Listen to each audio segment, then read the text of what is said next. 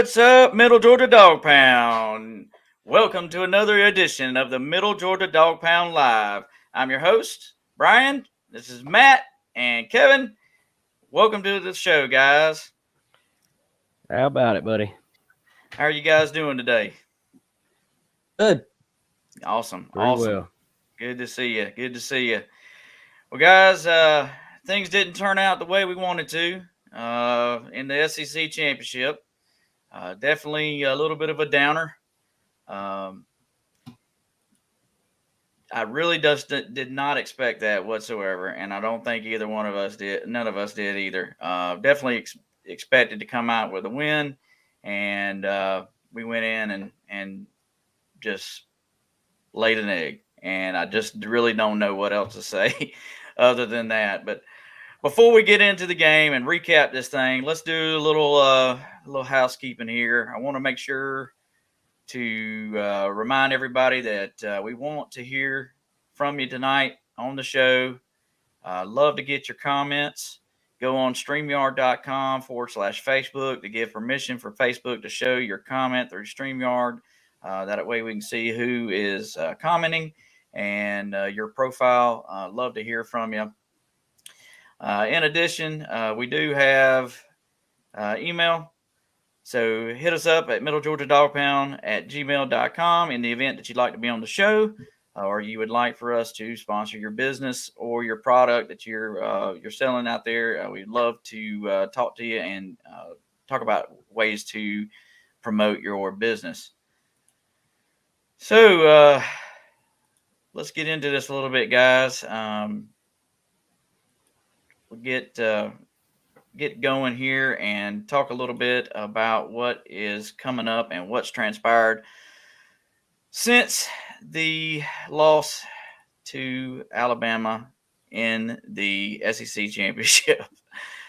But before I do that, I want to make sure to remind everybody to go on to Middle Georgia Dog Pound Facebook page, copy and paste these bowl games.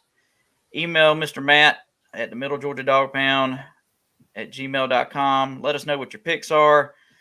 Just a little fun way for us to lighten the mood a little bit with the Georgia loss and get ready for Michigan. So go on there. Here's the games. You can see all of those games on the Middle Georgia Dog Pound Facebook page, and email us at middlegeorgiadogpound@gmail.com. Let us know what your picks are, and we'll announce the winner after the Georgia game, I believe, is when that will be. So I want to give a little shout out to my favorite dog, Haley. It's my daughter. She's a UGA student. She's in going through finals right now, and so are the rest of our players. So good luck to our dogs and their finals. I know this is a stressful time of year for all of the students, so I want to make sure that we recognize them. So good luck to them. So I'm down and out. I'm bummed, but the dogs are still my team. And I think I said this, and I posted it. I said, the dogs are either going to win a natty or you're going to be my pallbearers and let me down one last time. So I'm always going to be a dog. I don't care what happens. Whether we win or lose, it's in my blood. I can't help it. Well, I guess you guys saw that Brock Bowers won the Freshman of the Year award, SEC Freshman of the Year. Is this guy the best player on the team or what? Most definitely. He's top. He's top 3 probably for sure. I mean, I don't know. I don't know how much better who's on the team that's better than he is. I really don't know. I mean, he bowled over about 4 guys on that touchdown run. Yep. So, he's definitely a baller for sure. Yeah, absolutely. So we're headed to the Orange Bowl, guys. Going to play Michigan. Looking forward to it. Be a good matchup for us. I think we match up well with Michigan, so I'm looking forward to that game. I don't know about you guys, but definitely want to put it behind us, but I know we got to go through it and talk a little bit about it. Coach Smart, recognize him real quick for SEC Coach of the Year. That's a huge honor. And then, of course, Nakobe Dean won the Butkus Award. And right before we come on the show, Jordan Davis was named the nation's, well, I got 2 awards here I just see. He's been named the nation's most outstanding lineman, and he won the award for the top defensive player of the year. So how about that? The last Georgia defensive player to win that award was David Pollock in 2004. So it's pretty cool. Well, guys, let's get in it, man. What happened? Matt, take it, man. What happens? What you guys were trying to poo-poo me about last week when I was giving my worry. My worry came to fruition, right? Did it not happen? It's something about, I don't know what it is about, the University of Georgia, that teams just play better against us. Doesn't mean they always win, but they just sometimes, like, they just will suck all year long, and then they will be competitive or something. Same thing with Alabama. It's just something about them that we can't get behind us. And I don't know what it is. Maybe they were playing down to all to the people they were playing, and then they played up to us. I don't know what it was. They definitely came out with a good game plan, and we've talked about this for the last 4 or 5 days. If I can just put it to a couple words, we just got out coached. Simple as that. We tried to do different things to on defense to give them something, give them different kinds of looks. Don't know why we do that when what we've been doing has been working for the last 12 games. Why would we try to change things up? We just didn't go in with a good game plan. We didn't really make good adjustments even going in the second quarter. And we talked about it earlier before the show. I mean, the second half, our defense did substantially better. They did. They really kept them to just that one touchdown, and I think and the other touchdown was that pick six that wasn't on them. Just our offense just then kind of went dry for a little bit. And I literally wanted to come through that TV and punch those kids with those stupid celebrations, man. I don't know what it is. I just hate cocky people. I'm not sure if it was the loss that hurt me so bad or it was hearing all the Bama fans with their bull crap the rest of the night into the whole week. That just really, really, truly just made it worse. And then, we wake up Sunday morning. If you're here in Macon, wake up Sunday morning and the whole city is covered in this thick fog. And that's kind of how I felt personally. I was like, man, this is not, symbolism of how I feel right now. And, it just was. And so it was a rough loss. We could break down all these different plays. We could break down all these different things and talk about it. Ultimately, we got out coached. But we had some guys who really played hard. We can't put it on one person. Don't sit there and put it on Stinson. Yeah, he made some bad decisions. He's done that all year long, but we've been able to get by with our defense. This year, this game, we just couldn't. The defense just got beat up. Just simple as it was. They just got beat. Yeah, I totally agree with you. Yeah, I was going to go through a whole bunch of stats and talk about the different things that happened during the game. But when you give up 4 unanswered touchdowns and a field goal, I don't care what quarterback is in the game, whether it was JT Daniels, Stetson Bennett, Carson Beck, Brock Vandagriff. I don't care who it is. You can't come back from that. It's virtually impossible to do. I'm not even sure that Bryce Young could have battled back from that type of deficit to win the game. I mean, it's very, very rare for it to happen. And then when you saw Mississippi State come back and beat Auburn the way they did, those types of things just don't happen. Not for us, they don't. Well, it's not going to happen playing a defense like Alabama either. So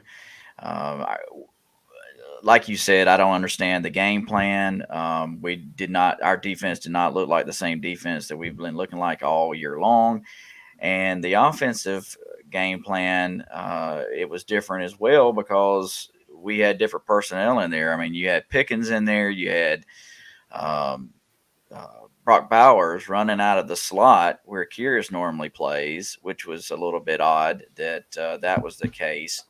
But I mean, I don't think that Kyrus Jackson had one catch the entire game, which is just unbelievable that he wasn't in there. But Kevin, what's your thoughts, man? What do you got?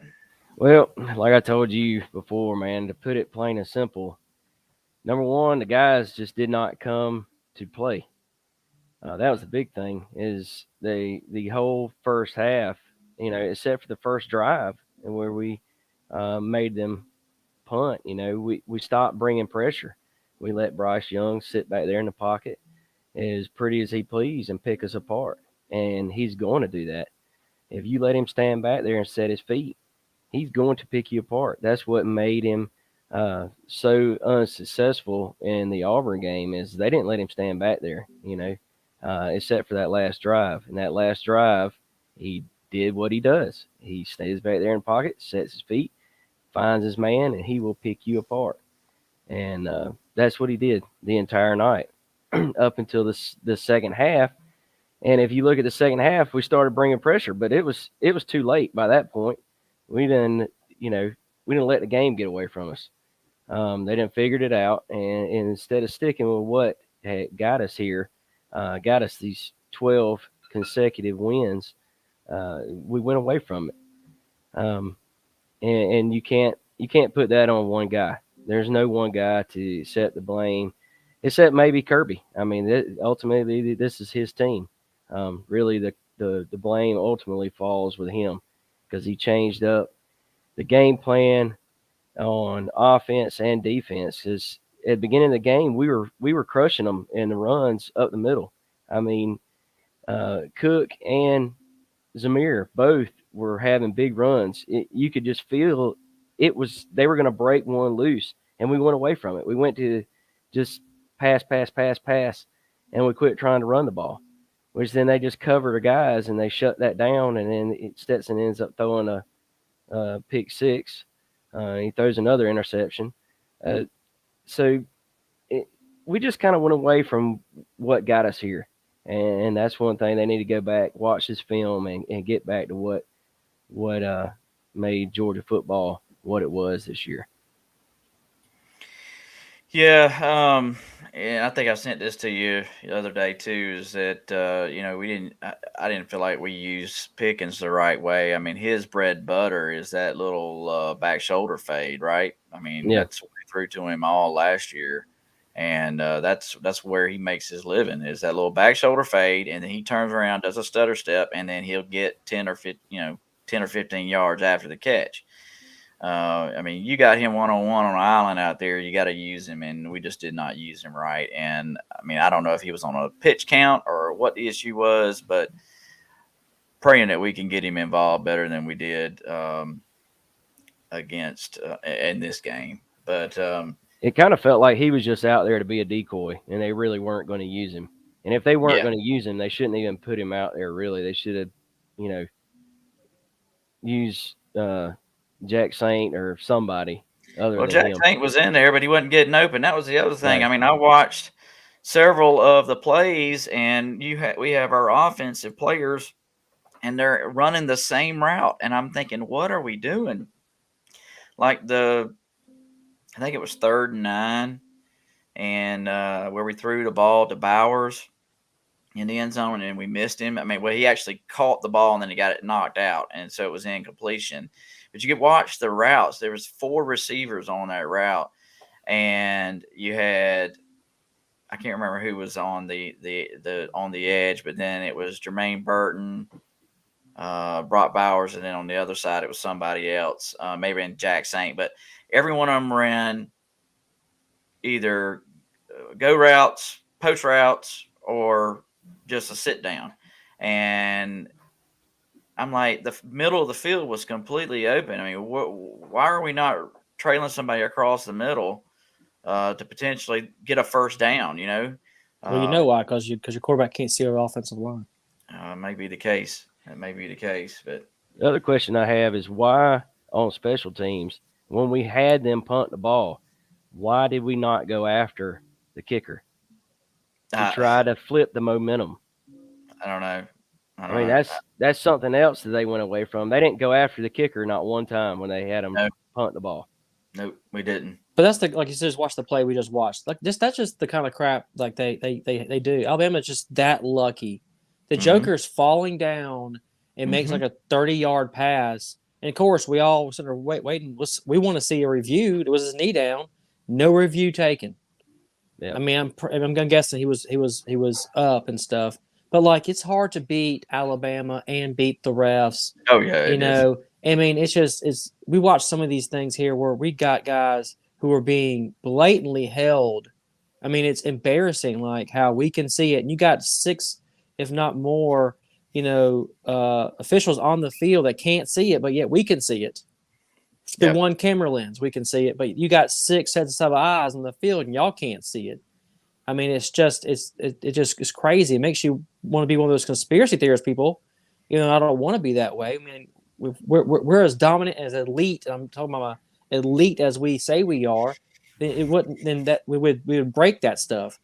We're way better than Auburn and these LSU's and everybody else on defense. But look at the kind of crap that just happened. Yeah, that play right there, I thought I was going to lose my mind. The lackluster pursuit right here. Watch Robert Bill. Yeah, that's why his butt's not playing, starting. I mean, you just let him run an additional 10 yards because you weren't giving it maximum effort. And I watched Nolan Smith. He was the same way. He was probably 60%. I mean, I don't know what. I mean, did y'all stay up all night and party? I just don't know. I've never honestly, seen. I think they came in, they watched that game from Auburn, and they thought since they beat Auburn as bad as they did, that they were going to come in and be able to just run over Alabama at will. And the thing they didn't take into consideration is Nick Saban is not going to accept that as, he's not going to accept it, period. Right. He's going to prepare for the next game, and this is a big game. And they knew if they lost this one, they were out of everything. Yeah. And they came in no holds barred with nothing to lose except everything. They knew they had everything to lose and everything to gain. And that's opposite for us. Like you're talking about right there. We knew, we lose, we're probably still in the playoff. Exactly. We know, let's not get hurt. Let's not anyone get hurt because we can beat. That's bull crap. I mean, it's just it's so awful. And I mean, it's just the whole game. Like, see, we were sitting there, we were all watching together. So, you heard all my ranting and raving and sounding like a freaking, lunatic. I literally scared my kids. For those who are watching, I scared the crap out of my kids. Like, they were terrified of me. It was so bad of this because it was just unbearable at some of these moments. Like, even when it got to where, like, their defensive lineman headbutts Stinson. Right in the face. Right in the face. And nothing. Fisher's like literally 10 steps away. Nothing. It's just like, I mean, well, it just seemed like I told you before, rigged. Matt, that I watched the other games and they just let them play, man. If it wasn't something vicious, they were letting them play. Oh. They weren't calling anything on any of the games. So I guess the officiating crews had come together and said, if it's not anything big, we're not calling it. We're letting these guys play. These are championship games. Let them play. Well, here's another thing that I want to throw out, and I failed to mention it when I was talking earlier. When we talked about the game last week and what the keys to the game were going to be, I told you that the offense flowed through 2 players, right? Jamison Williams and John Mechie. Yeah. And because the offense flows through those 2 players, where the ball is going to go probably 90% of the time. Yeah. And we are covering up other receivers like they're going to get the ball. and they're never going to throw the ball to them. When after Mechie hurt his knee, you had Williamson motioning out of the backfield. You knew where the ball was going, and we got Keely Ringo running downfield with a receiver that you know is not going to get the ball. Yeah. Especially when he's got it and everybody's like, well, they didn't play the same defense. Yes, we did. We played the same defense. We just didn't run the same blitz packages. We did a hybrid man zone defense. And when you know that your safety is behind you and you're the only one on that side of the field with a receiver, and you see Jameson Williams motioning your direction, you let the safety pick that guy up, because 99% of the time Jameson Williams is going to get the ball, and he did. And then when he gets the ball, he is track speed. Mm-hmm. He is Arian Smith fast, and that's what we're missing on the offense. Is we don't have anyone Arian Smith or Jameson Williams speed, that level of talent. Well, McConkey's pretty fast. That right there, just they let him. Yeah, they just let him get behind him.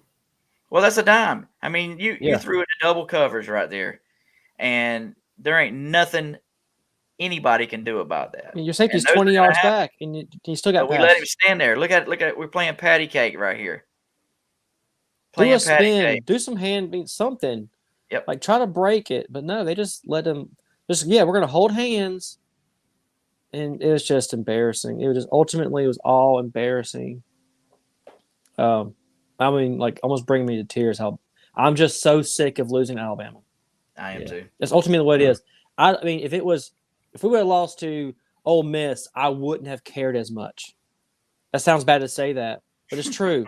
I'm sick of losing to this godforsaken team. Yeah, and I mean godforsaken. The Saban has sold his soul to the devil. And I mean that Joker is the luckiest son of a gun out there. I mean, all these things we're watching. I mean, freaking, we finally get a hold of the quarterback when he's running. He fumbles the ball. We have 3 guys there, and he gets the ball back.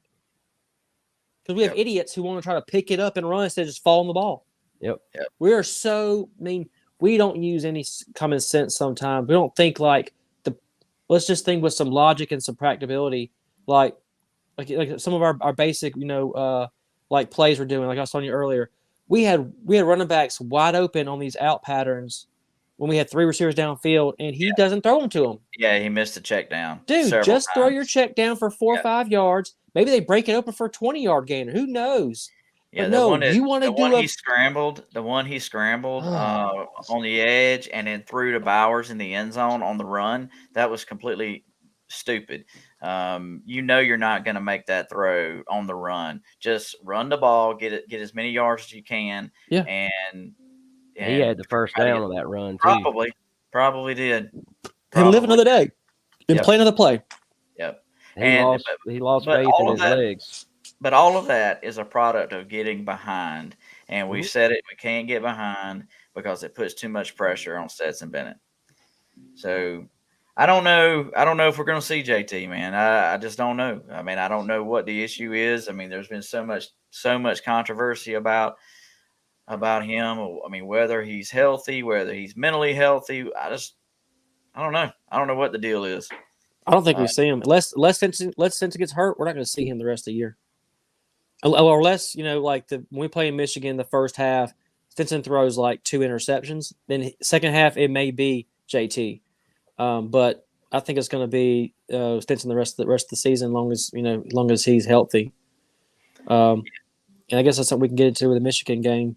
Yeah, I just don't understand. I mean, we were going to lose. Everybody knew we were going to lose. Why not throw him in there in the third, with halfway through the third quarter and just see what happens? I mean, it was already out of hand at that point. That's just Kirby sticking with his person. He's sticking with his man. Well, one thing that we've learned about Kirby is that he's an elite recruiter, but he hasn't proven that he's an elite coach yet. And everybody, I've heard people make stupid comments like, "Well, if you guys are never going to beat Kirby, you're never going to beat Saban with Kirby as a coach." Well, tell me who is going to beat Saban, and tell me who's going to out recruit Kirby, and who else are we going to have that's having better performance? What are the coaches out there other than Saban and ain't leaving Alabama to come to Georgia is having better results than Kirby Smart is? There isn't anybody. Yeah. So that's a dumb statement to say. Well, you need to find another coach because Yeah, there's it's not stupid. anybody that's going to make any. It's not anybody going to do any No. better than what Kirby's doing right It's now. dumb. Go back and look. How old was Saban when he won his first national title? I don't know. He's got to be He's probably in his 50s. 50s, probably. Yeah. Yeah. Kirby's what, 45? Mm-hmm. Yep. And if it wasn't for Saban, we probably would have already done it 3 times. Yeah. Yeah. Well, his Yeah. lucky, That's his just lucky dumb. self, man. It's some lucky crap. I mean, how many titles did he won just based off of luck? Yep. You can't even. I mean, well, at least 3 titles were won based off of luck and based off of the media putting Alabama in championship games and playoffs they shouldn't even been in. Also, how many seasons has Alabama gone completely undefeated? 1. Something like that, yeah. 1 or 2 maybe. 1. And one of them wasn't even a full season. That was last year. It wasn't even a full season. If you think about it, they only played 12 games. Well, 13 games. So it's hard to do. It's hard to go completely undefeated. I mean, look at the NFL. It doesn't happen in the NFL. Yeah. I mean, when you get to the level of play that we're playing right now, it's very, very difficult to go undefeated. Yeah. Yeah. I mean, even that glory year with the Patriots, they ended up losing to a team that was 9-6 the regular season. That was the Giants. They lost to them. Yeah. So I mean, it happens. You just have to put your big boy pants on and go practice and suck it up and fight for another day. I mean, like I said, I posted earlier this week when it came out in the rankings and we were playing Michigan. I said, we still are in this. We can go and redeem ourselves. The guys have just got to want to. And hopefully they use this as fuel. They'll fuel the fire. Yeah. I totally agree. My fear is because it appears that Kirby is very stubborn and he is stick to the game plan mentality until I die. And, we're going to go in and not change anything before this next game. Just say, we just didn't execute what we were doing well. And we're going to stick with that same game plan. And I just don't think that's the right mentality. I think you got to come up with a different game plan, and you got to have different personnel. I think we should be rotating more, offensive players in, but that's just me. Everybody else says, no, you should run the same receivers. But I mean, at some point you got to line up your receivers with the defensive personnel that you can beat. Yeah. And you can't expect the same personnel to line up with the same guy over and over and over and win matchups. It's just not going to happen. You gotta set up. You got to line up that personnel, call the play, and line the personnel up with the defensive players that we can beat on matchups. And I think that's one of the reasons that we threw to Brock Bowers so much. It was because he was who he was matched up with. He's the only one healthy. Let's look at it. All receivers at some point this year have been injured and hurt. And so maybe this 3-week break, we'll get some guys healthy. Who knows? It'd be nice to have a legit, full-fledged, run-of-the-mill wide receiver core that's not injured with some kind of stupidness. Totally agree. Yeah. I mean, it's not all of them. Don't get me wrong. I don't know. It's like you said. You can't. You play. You need to beat who you're playing in front of you. So if you know a defense is acceptable to the run, then keep running the ball. And especially if you're beating them, like Kevin just said, you're beating them up the middle. Early on. Why do we get away from that? If you're running the ball and you're averaging 6 yards, 7 yards a rush, you keep doing it. Who cares if your receivers get pissy? It's about winning the game, man. I mean, I don't understand it. Yeah, I don't know either. Well, we have no comments. We have 2 people watching. One of them's me. I think most people are tired of recounting this game. Yeah, And I don't me know what too. else we can rehash about it other than I'm tired of getting that. I'm tired of getting that embarrassed, and I'm just sick of it. I'm sick of it, and I don't know. I don't know what else that we can do other than just keep supporting our team. Yeah. And that was one thing that I was going to say is that we wanted to have people on. I'd love to have whoever wanted to come on and talk, but I don't want to have somebody come on and bash our players. That's not what we want to have happen because, I mean, they're doing. I mean, I went to college and I didn't have to play sports, and I know how hard it was. I can't imagine being a college athlete trying to keep up my classes and my grades and go to practice and play games. It's a lot to juggle, and I admire these guys for what they do and appreciate them, and I definitely don't want to bash them.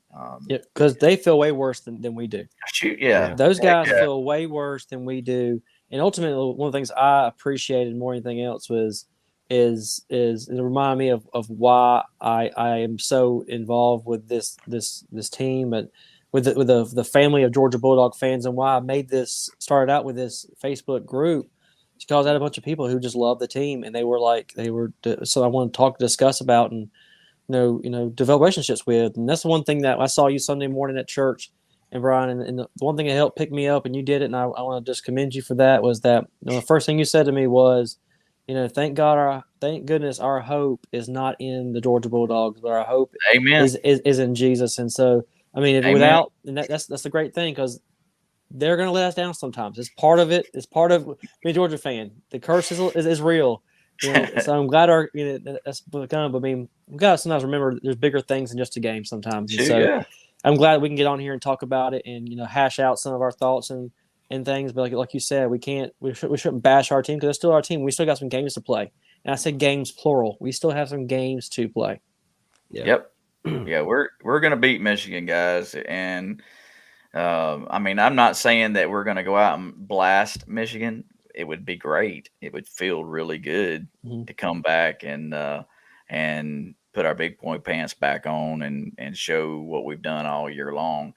But I'm not saying that's what's going to happen. But I do believe that we are the better team and we will win the game. Um, I've lost a little bit of confidence with our team, to be honest. I mean, I would have bet $1,000 that we would have won that game. Um, that's how confident I was, and I was like, "Where did this team come from?" I just, I don't know.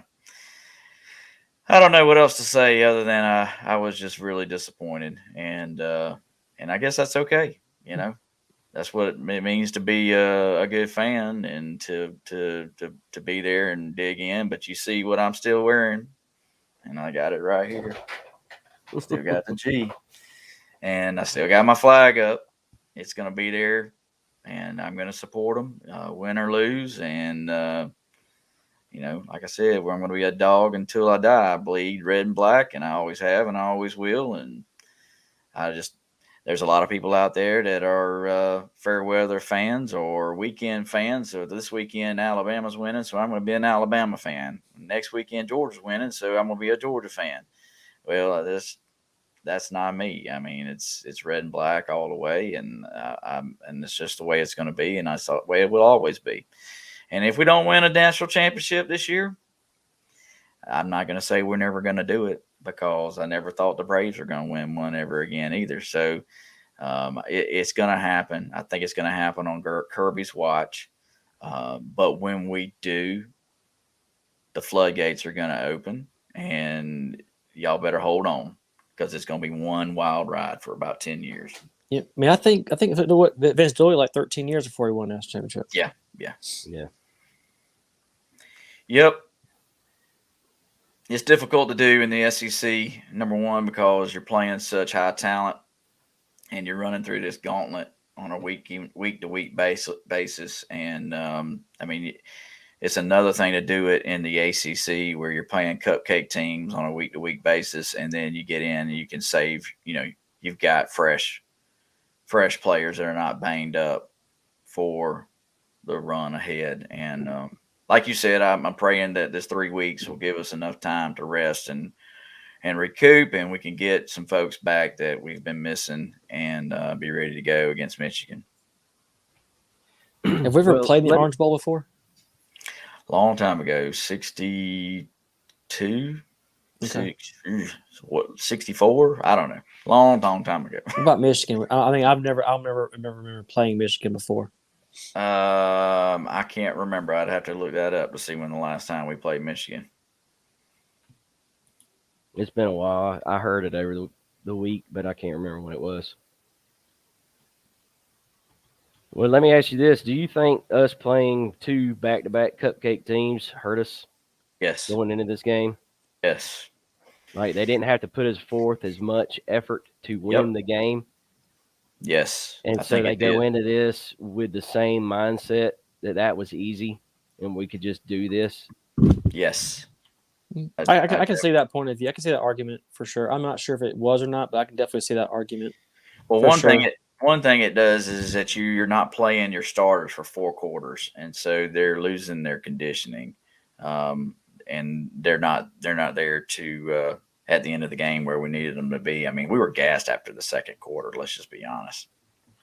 Well, I don't know if I would agree with that because they didn't. I mean, look at the scores the second half. I mean, would they have one offensive score the second half? Mm-hmm. It's because we were getting after the quarterback. So I don't know if that was the case. I think they just come in with the wrong game plan the first half, and it got away from us. Really do. All right, so I just looked this up. The last time Georgia played Michigan was in Ann Arbor in 1965. We won 15-7. The time before that, they played in Ann Arbor, and we lost 26-0, and that was 1957. So 65 was the last time we played Michigan. And we played both times in Ann Arbor? Yeah. Huh, that's crazy. Whoever made that schedule was an idiot. Well, I mean, if you think about it, Michigan was the premier program at that point in time. So,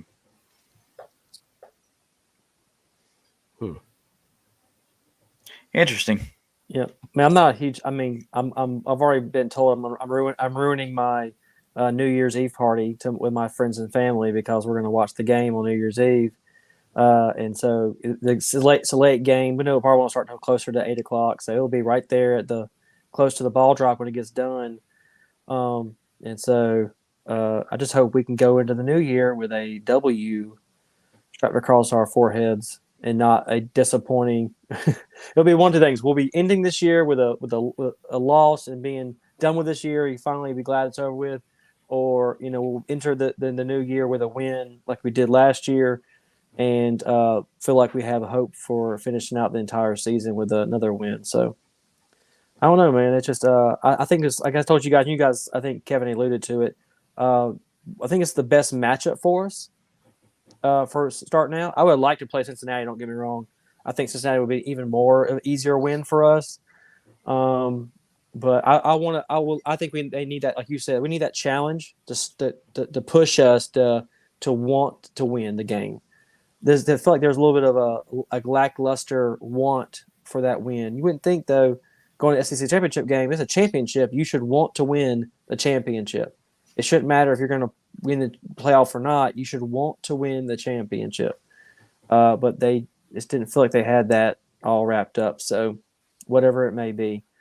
So I think that this will be a good motivator for us to come out and literally have a really good chance. I think Michigan's going to try to do a little bit what Alabama did. They're trying to pass the ball on us. And so if they sit back there and try to pass the ball on us and we have the ability to put pressure on that quarterback, it's going to be a good day for our defense. So I think we're going to get home a lot more than we did against Alabama. If they try to run it on us, they're going to be in trouble because we can stop that run. I don't care how good the running back is. We're going to stop them. Good deal. Well, I had a little video on N'Kobe Dean's Butkus Award. If you guys want to see it, and then hopefully maybe somebody will be on here to give us some questions or comments because I still got none. So hey, if anybody's out there that wants to join the show or wants to give us a comment, provide your opinion, put it on here. We'll be glad to talk about it. We'd love to hear from you if somebody wants to jump on. The link is in the announcement page. You should see that link. Just click on it and put your name and come on into the show. We'd love to talk to you. But let's watch this quick video and then we'll wrap her on up. What do you say? All right. Yep. Hi, I'm Nikita Dean. I am the mother of N'Kobe Dean. I'm here because N'Kobe was awarded the Collegiate Butkus Award. Most prestigious award when it comes to any linebacker in the nation, and there's no doubt that the best linebacker in the nation is N'Kobe Dean. The great thing about the Butkus Award is it's committed to giving back to your community, and that's something that N'Kobe's always done. As far back I can remember, my mama had us doing all types of things for the community. And there was something about the thrill and the excitement that he had with helping others. To see him take it and to see it manifest itself is amazing. Beyond the football player that N'Kobe Dean is, he's an unbelievable person. He's gentle, he's sweet, he's kind. He has a huge heart. He's obviously an impressive football player, but just as impressive as a leader of our team. Extremely high character, extremely hard worker, coachable, he loves his teammates. At this time, I'm going to have to ask Kobe to come up here to the front.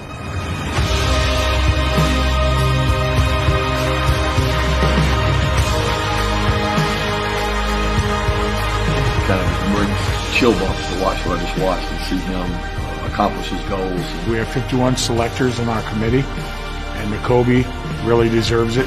Great kid, great guy.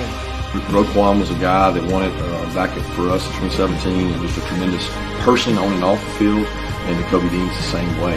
N'Kobe is our third Butkus winner to have won it twice. He's double crowned, and to just see it happen again is like deja vu, but a great deja vu. Hey, this as much as y'all as it is mine, man. I wouldn't be nowhere without y'all, my coaches, this is my family right here, man. I appreciate y'all.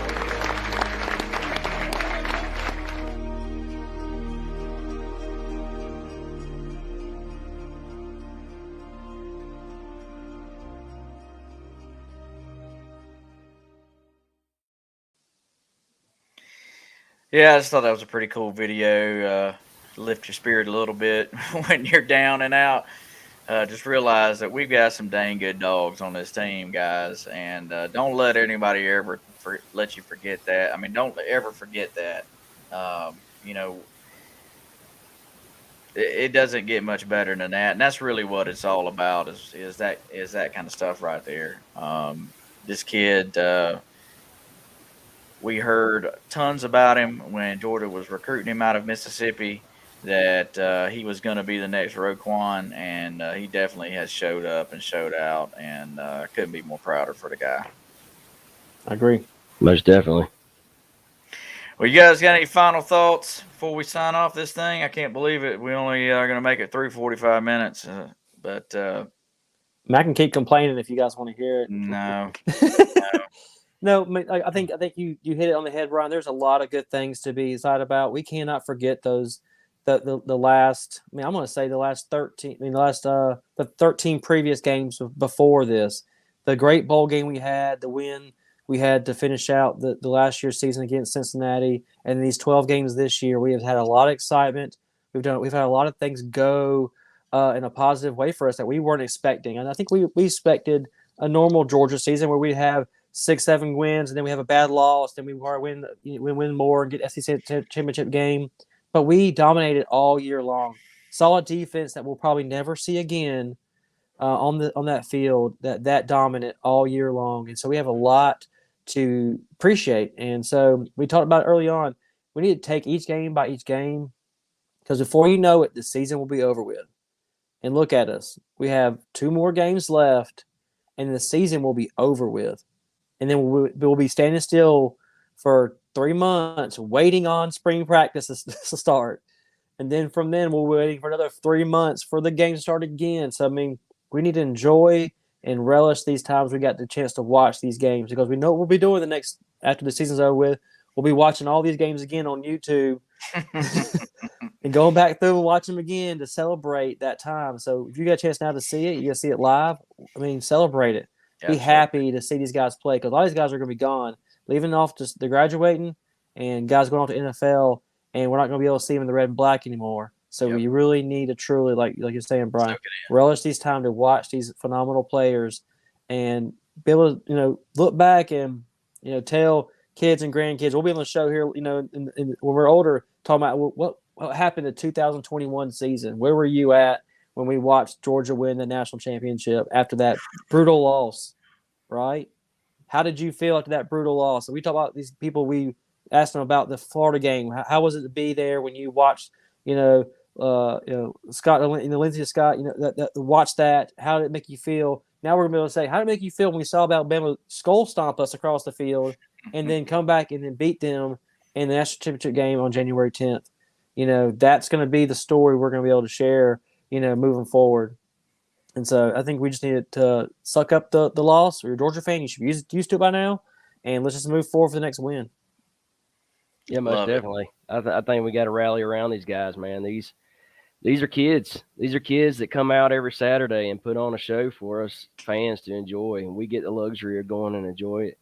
And we get the heartbreak with them. But like Brian was saying, he said nobody is more heartbroken than these kids are. And we need to rally around these guys as best we can. Quit downing these guys on social media. Let's just put it out there. We're still dogs. We're still in this fight. It ain't over yet. We still got 2 more games to play, and we can win us a national championship. And it's not out of our reach, man. It's there. Like Brian was saying, we're the better team. It's no doubt. I still have that confidence, man. We just didn't show up to this game. We're still the better team. I know we can win it. Let's just rally around these guys. Let's not put them down. Let's just be here. Let the players do what they do. Build these guys up. Stand behind them. Let's go win these next 2 games. Totally agree with that, guys. Totally agree with it. Couldn't have said it better myself. One final thought before we shut this thing down. There are 126 college football teams that no longer have a shot at winning the national championship, and our team does. So pull together. We still got an opportunity to win this thing. We still got an opportunity to do what we set out to do. And that crazy codger, Lee Corso, said we were going to lose the SEC championship and win the national championship. So I'm sure hoping that he's figured it out. So go Dogs. Go Dogs. Go Dogs.